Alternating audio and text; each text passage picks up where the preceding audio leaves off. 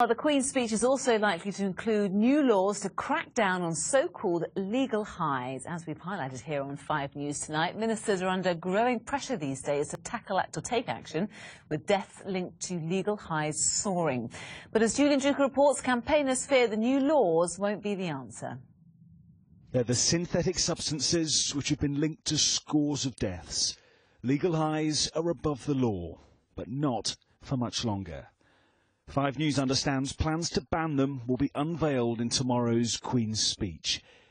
A year ago, we highlighted their dangers in a special series.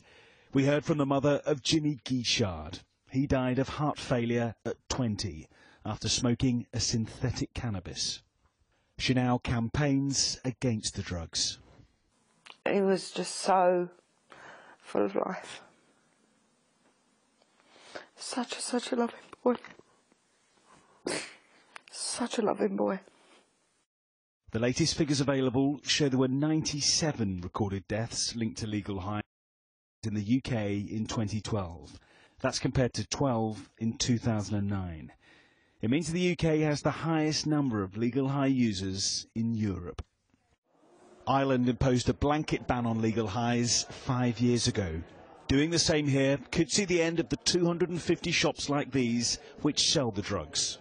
Those who fought to get the government to intervene are welcoming the news. We're delighted. In the Angelus Foundation, we've been campaigning for this since we started 6 years ago. So actually to bring about this blanket ban will have a huge impact in terms of making sure these things aren't on our high streets. Clearly that's not the end of the story, but that's a big step in the right direction. Until now, manufacturers have got round the law by making tiny changes to the composition of legal highs every time a substance has been banned. Some experts claim deaths from legal highs could soon outnumber those from heroin. And even with a ban in place, will users simply end up obtaining them from somewhere else? Julian Drucker, 5 News. Well, with me now is Rupert Oldham-Reid from the Centre for Social Justice, who's been campaigning for the government to ban legal highs. I mean, this is 3 years coming for you. You must be very pleased today. It's welcome news. We spent the last 3 years going across the country and seeing the damage that these drugs have been causing in increasing levels. Police incidents involving them have gone up by about 150% in the last year alone.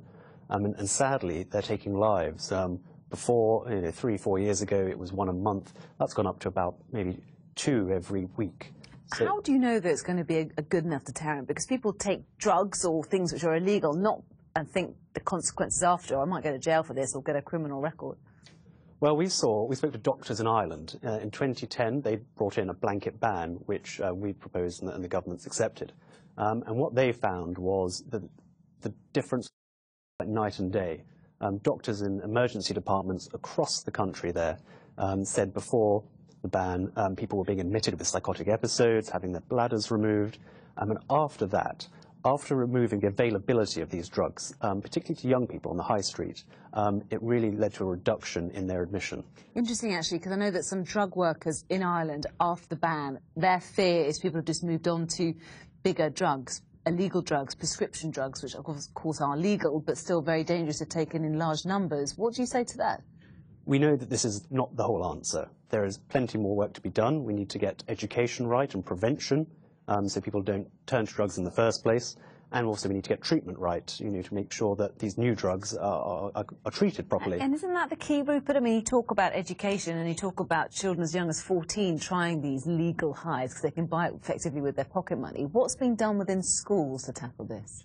Well, we know there are certain programs that work, and prevention is very important, things that build children's resilience. But why this ban is important is the fact that some children told us they thought because they're legal highs, they are safe.